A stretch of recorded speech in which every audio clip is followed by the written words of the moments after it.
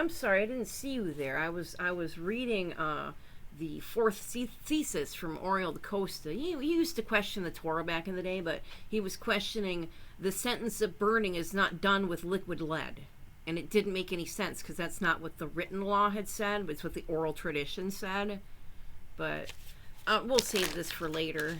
You know, again, this is the lineage. And he questioned Torah. He was Kaballah. Anyway, so I noticed something. Why am I bringing up religion? Well, I heard that Texas just passed something that the Ten Commandments, they're like the state schools are gonna be allowed to forcefully, well, they'll be able to like command that the Ten Commandments are commandedly, you know, shown in schools. And I'm just like, oh my God.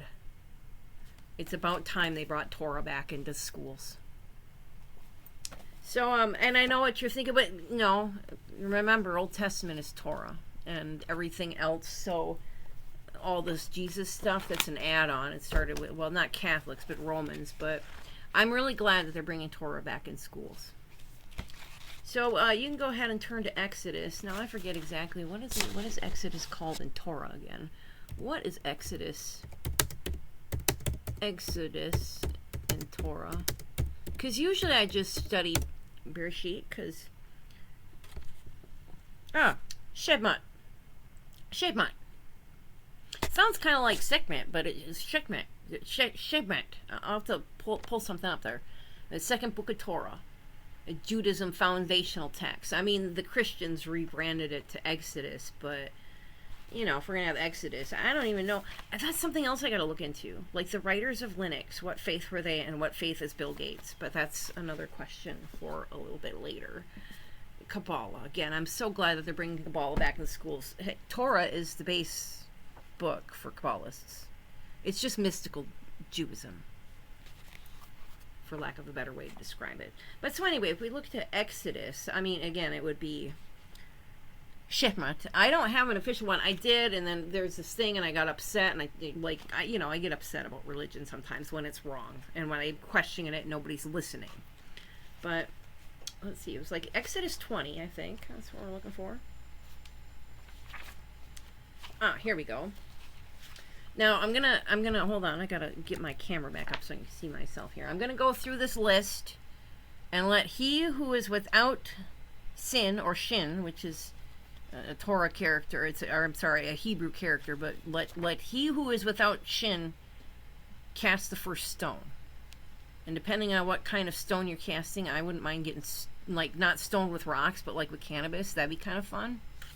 But anyway, so allegedly God, it almost looks like there's a star there. It almost looks like a copyright or trademark, but no, God spoke all these words, saying, I am the Lord, L-O-R-D in capitals. I am the Lord your God, who brought you out of the land of Egypt, out of the house of bondage. You shall have no other gods before me. It doesn't say my name is, this is Torah, this is Old Testament. Thou shalt have no other gods before me. I mean, I worship Sekhmet, but that's also worshiping God, because God, like, everything came from Ra, right? Or God. You don't really say God's name, allegedly, but, you know, hey, I'm not blaming anybody, but what I'm trying to say is, like, everybody's bone. You shall have no other gods before me. And all the people that are like, Jesus loves you, you're not only having a God before God, but you're worshiping false idols. Now, it's a little bit different if you're like, well, I mean, no, Jesus is just, you know, but we'll get into that later. Let's get on with the list of, you know. Now, before I continue, I noticed a comment somebody had said, well, why don't they post the Constitution? For starters, that's like really long. You're thinking of the Bill of Rights, and once upon a time, the Torah was kind of the law of the land. Trust me. Anyway, you shall not make for yourselves an idol, nor an image of anything that is in the heavens above, or that is in the earth beneath, or that is in the water under the earth. You shall not bow yourself down to them, nor serve them, for I, the Lord your God, am a jealous God. It's like a woman. A jealous God, visiting the iniquity of fathers on the children, on the third and fourth generation of those who hate me, and showing kindness to thousands of those who love me and keep my commandments.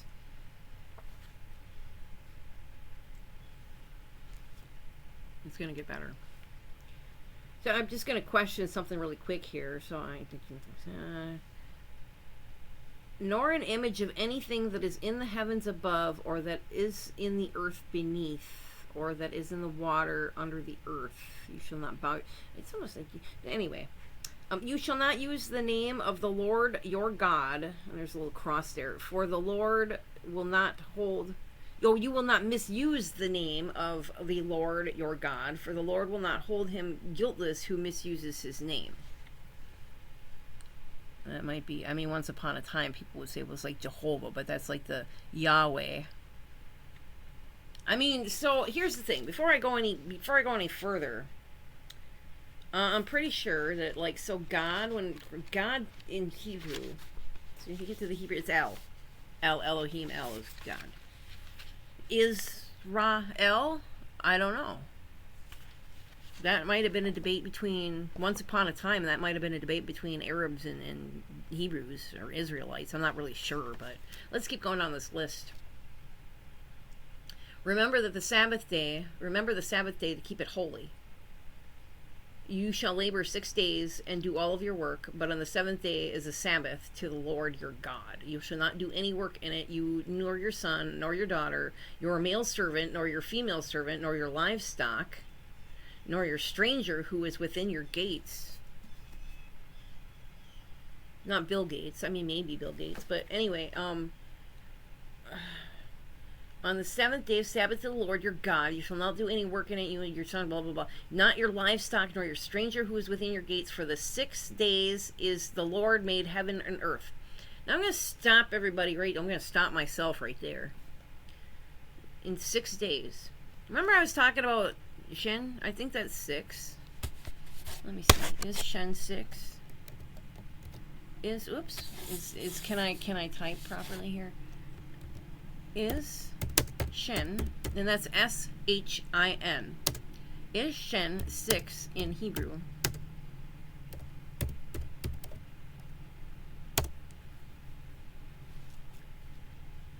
Shin is not the Hebrew word or letter for 6. It is the 21st letter of the Hebrew alphabet, representing the sound sh or s, with a numerical value of 300.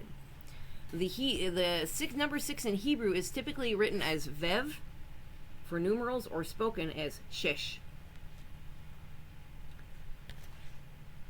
Key details regarding. So actually, before I go any further, I want you to type in Shin. Like, if you're watching this, pull up a tab. If you made it this far, please, you got to see this, right? Pull up a tab, type S-H-I-N, and then type Hebrew. And then type all meanings. Actually, type in alphabet once. Let's see what comes up. So in theory, what should come up is a shin. You should see a little something here. See, what I really want you to do is see this on Wikipedia. I mean, that would probably work too, because you'll see it. But just look at the Hebrew thing right there, and if you count all the little brackets on there, it's almost like a 666. It's hard to explain the math, but trust me, it works out. I tried it. But that little shin there. And when a dot is added to the left side, it becomes sin, making an S sound. So it's like a dot's added to it. It's like shin, and then, which is also shemesh, which is sun. And when a dot's added to the left side of it, it becomes sin. So it starts out at the sun, but when a dot is added to the left side, right side, a dot is added to the left side. So that's something too. Anyway, and I don't know everything about everything. Trust me, I don't. I'm just being guided to speak. You know why? Probably because of God. I don't know. I'm not an expert in these things, although maybe I am in my own way. But anyway, so there's a little bit of whatever. Oh, it's a prefix. It serves as a relative pronoun for that, which, or who. Who, Danita. Who of note. Word starting in Shem Shalom. Peace. Peace comes from sin. Hebrew-wise. Anyway. I'm kidding. So what I'm trying to say is, like, what you think you understand about these words, you don't. A lot of it's probably code for tech. It's tech code. Anyway, so, for in the 6 days the Lord made heaven and earth, the sea, and all that is in them, and rested the 7th day before the Lord blessed the Sabbath day and made it holy. And honor your father and mother, that your days may be long in the land which the Lord your God gives you. You shall not murder, you shall not commit in adultery, you shall not steal, you shall not give false testimony against your neighbor. You shall not covet your neighbor's house, you shall not covet your neighbor's wife, nor his male servant, nor his female servant, nor his ox, nor his donkey, nor anything that is your neighbor's, especially not his donkey. And, so then it keeps going on. It's like, all the people perceived the thunderings, lightnings, and sound of the shofar and the mountains smoking. When they saw it, they trembled and stayed at a distance. They said to Moses, speak with us yourself, and we will listen. But don't let God speak with us, lest we die.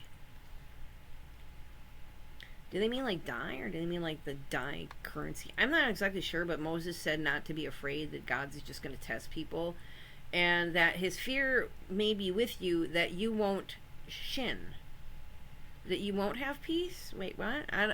Again, there's a lot of mistranslations in here, and there's a lot of, this is a mistranslation, because it's like, first of all, it's not even supposed to be going this way, it's supposed to be going this way, but, I ordered the wrong one.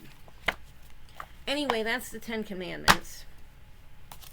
This is a book about somebody that questioned those 10 Commandments once upon a time from the Coriel, the coastal lineage. And he was tortured for it. And he can tell you what. And he was excommunicated by the Jews. Why do Catholics wear that? Why does the Pope wear that little Jew hat? What is that called? I forget what that's called. But anyway, I'm not. You should. Well, I was going to say you should probably read this. Well, let's go ahead and read some of this. So I was back at the 4th thesis, but let's start at the beginning. Since we're bringing Torah back to schools, let's question Torah.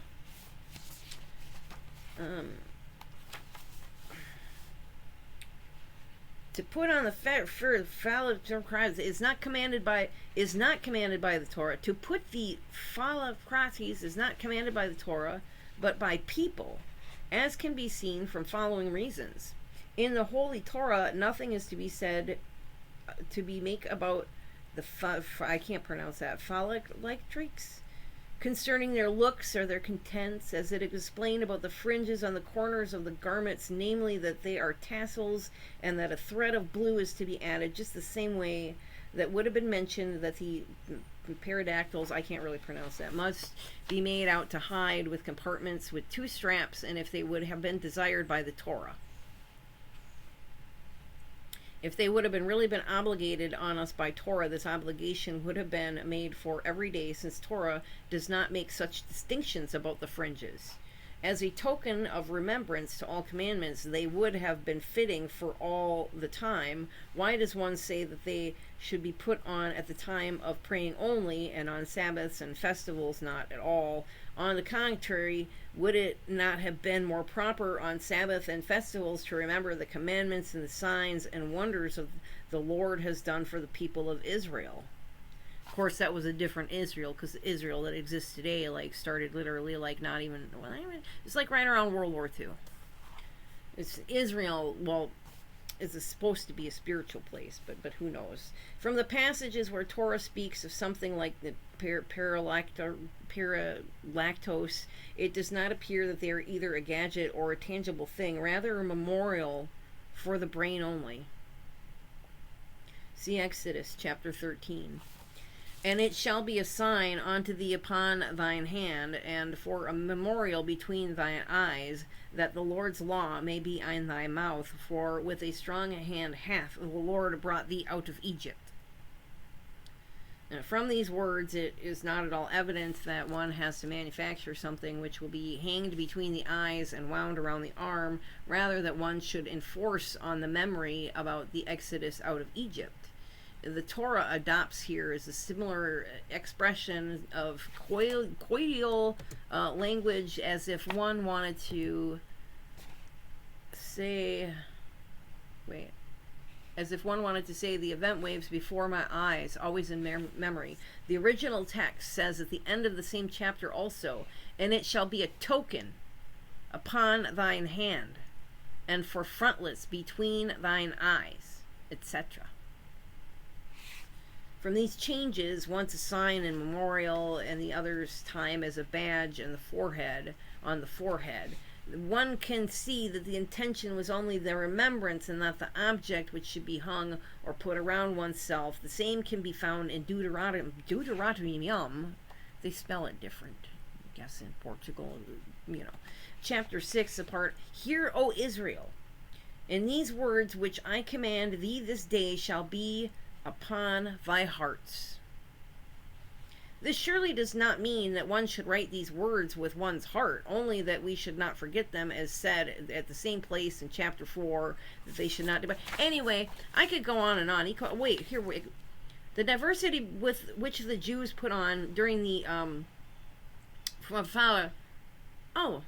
the German Jews put them on during the immediate holidays without benediction, but not so the Lebanite Jews, while the Karenites do it neither way, shows that obviously it was not handed down to us by the Torah, but invented by people, and therefore everyone does as he chooses. He just questioned a lot of things, and then he wrote an autobiography, and they got on they claim that he emmed people, but no, they unalived Oriel. Here we go.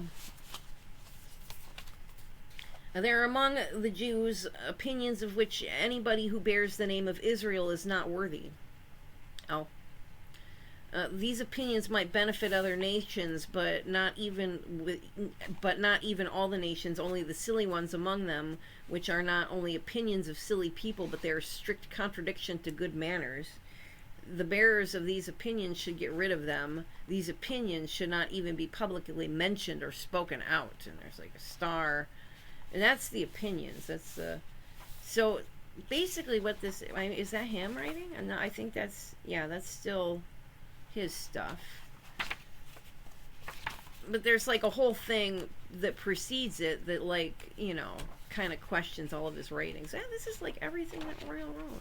And then we got the excommunication of Oriel Acosta. So here they have the names different. Acosta. There's Acosta, eh? Oriel Uriel da Costa, Oriel Acosta. The wording of the proclamation of the Jewish community in Venice, which was sent to all Jewish communities abroad. And now it was perceived that the slanderous voice of those men against themselves, which maliciously is speaking against the angels of God, who was the wisest of our sages, have orally explained the word of the Holy Torah, and it was heard in our land and also outside of our land, and there were some wicked and sinful people who deny the words of our sages and their interpretations, and against whose words they step forth violently. If this leprous plague would have only spread internally, it would be touched to their own senses only. We would have kept it silent and would have said to ourselves, their spirit and their soul will perish, and they will surely be punished here in this world and in the afterworld. Yet a voice of blah blah blah. He's a blasphemer. That's what this is. It's like, to fulfill our obligation, we have to persecute him. We have to remove the abominations out of their teeth, in order that, God forbid, the holy name be desecrated in their hands. Therefore, you shields of righteousness, you captains of the Torah, you men of true wisdom, and anyway. On the holy of the head of our community, according to the verdict of our holy ones, we excommunicate them and lay them in ban before the heavenly as well as before the terrestrial court. They shall steadily sink deeper until they turn back in complete repentance and do not do any more decay of their folly and blah blah blah blah blah blah blah. Anyway, you probably think that No, this is Torah, man. But then, well, this was after. No, actually, this was before the Crusades, and well, maybe it wasn't. I don't know. Who was it that unalived Jesus? I thought Jesus was a Jew. I don't know. Was Jesus a Jew? I don't even know. I thought he was a human. Anyway, there's a lot to cover. I think what it comes down to is more like this. We seriously live in the Matrix. And going back to Old Testament, Torah, like all of it. Once upon a time, this was the law of the land. 10 Commandments, Torah.